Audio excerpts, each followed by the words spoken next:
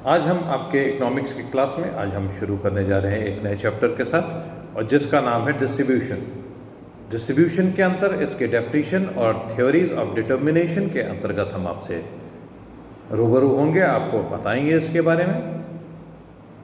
तो इसके पहले कि जब हम आपको इसके बारे में बताएं, हम आपको इसकी मीनिंग के बारे में बताना चाहेंगे कि डिस्ट्रीब्यूशन होता क्या है। तो डिस्ट्रीब्यूशन को अगर हम देखें तो उसमें इस तरीके से है कि आजकल वस्तुओं का उत्पादन संयुक्त रूप से उत्पादन के विभिन्न उपादानों के द्वारा किया जाता है। ये हम सब जानते हैं। अगर हमको किसी भी वस्तु का उत्पादन करना है तो उसके 5 उपादान होते हैं, जिसमें भूमि, श्रम, पूंजी, संगठन और इंटरप्राइजेस। ये 5 होते हैं, यानी कि land, labour, capital, organisation and enterprises. 5 factors होते हैं। इन 5 के संयुक्त रूप के द्वारा ही उत्पादन किया जाता है। कोई भी उपादान, कोई भी फैक्टर, प्रोडक्शन का कोई भी फैक्टर अकेले किसी वस्तु को तैयार नहीं कर सकता है, किसी भी वस्तु को तैयार नहीं कर सकता है। मामूली सी मामूली वस्तु के उत्पादन के लिए, कोई भी छोटी सी छोटी वस्तु के उत्पादन के लिए हमको 2 उपादानों या 2 फैक्टर्स की जरूरत पड़ती है, वो है भूमि और श्रम। भूमि या मतलब लैंड एंड लेबर, इन 2 के उपादानों इट इज नीडेड, है ना। इस प्रकार उत्पादन विभिन्न उपादानों के सहयोग का परिणाम स्वरूप होता है। It is a result of combination of all factors of production, then you will get any product. यदि किसी उपादान को उसका हिस्सा नहीं मिलता तो वह उत्पादन कार्य में सहयोग प्रदान नहीं करेगा। जब ये सब चीज़ें लगती हैं तो उसमें उनका हिस्सा उनको देना पड़ता है। वितरण में इसी बात का अध्ययन किया जाता है कि संयुक्त उपादान में से उत्पादन के विभिन्न उपादानों के हिस्से किस प्रकार से निर्धारित किए जाते हैं। क्लियर है?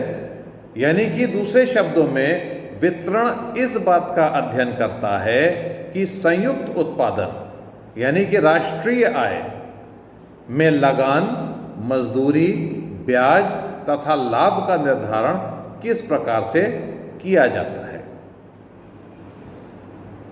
आधुनिक अर्थशास्त्री वितरण के लिए साधन कीमत निर्धारण यानी फैक्टर प्राइसिंग अवधारणा का प्रयोग करते हैं। अब इसको डेफिनेशन इसकी क्या क्या है? अकॉर्डिंग टू सेलिगमैन के शब्दों में, वह सभी धन जिसे उत्पन्न किया जाता है अंत में कुछ विधियों तथा स्रोतों के द्वारा व्यक्तियों के पास पहुंचाया जाता है, और इस प्रक्रिया को वितरण कहते हैं। इंग्लिश में अगर हम देखें, all wealth that is created finds its way to final deposition of the individual through certain channels or sources of income. This process is called distribution. Professor Chapman के द्वारा वितरण का अर्थशास्त्र समाज द्वारा उत्पादित धन के उन विभिन्न उत्पत्ति के साधकों या उन मालिकों के बीच में बंटवारे से संबंधित है जिन्होंने उत्पादन में सक्रिय रूप से कार्य किया है। Economics is the distribution accounts for the sharing of wealth procedure bye a community among the factor which have been active in its production। ये हो गए डेफिनेशंस। अब नेक्स्ट आपका आया कि व्हाट इज डिस्ट्रीब्यूटेड, किस चीज का वितरण होता है। तो इसमें होता है उपादान, उत्पादन के उपादानों के मध्य अधिक से अधिक कुल उत्पादन का वितरण किया जा सकता है जिसका कि वे संयुक्त रूप से उत्पादन करते हैं। तो अब संयुक्त रूप से किसका वितरण करते हैं, क्या करते हैं, तो प्रश्न अब क्या उठता है, प्रश्न उठता है क्या किसी कारखाने या खेत में किए गए समस्त उत्पादन का वितरण कर दिया जाता है या उसके एक भाग को ही विभिन्न उपादानों के बीच में वितरित किया जाता है। तो वास्तव में किसी कारखाने या खेत की कुल उत्पत्ति ग्रॉस प्रोडक्ट वितरण के लिए उपलब्ध नहीं होती। यदि समस्त उत्पादन का वितरण कर दिया जाए तो उत्पादन कार्य शीघ्र ठप पड़ जाएगा। अतः उत्पादन के उपादानों में वितरण करने से पहले कुल उत्पादन का एक भाग को निम्नलिखित कार्यों के लिए रख लिया जाता है। यानी कि हमको कुछ पार्ट, अब हमने अगर डिस्ट्रीब्यूशन में आए हैं तो हमको एक पार्ट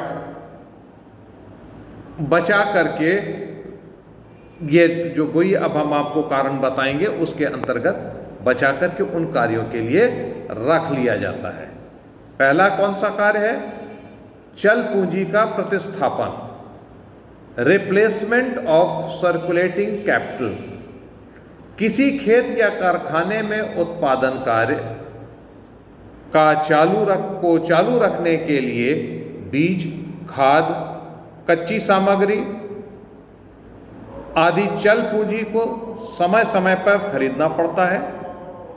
अतः कुल उत्पादन में से कुछ भाग इसलिए बचा लिया जाता है कि आवश्यकता पड़ने पर कच्ची सामग्री को खरीदा जा सके।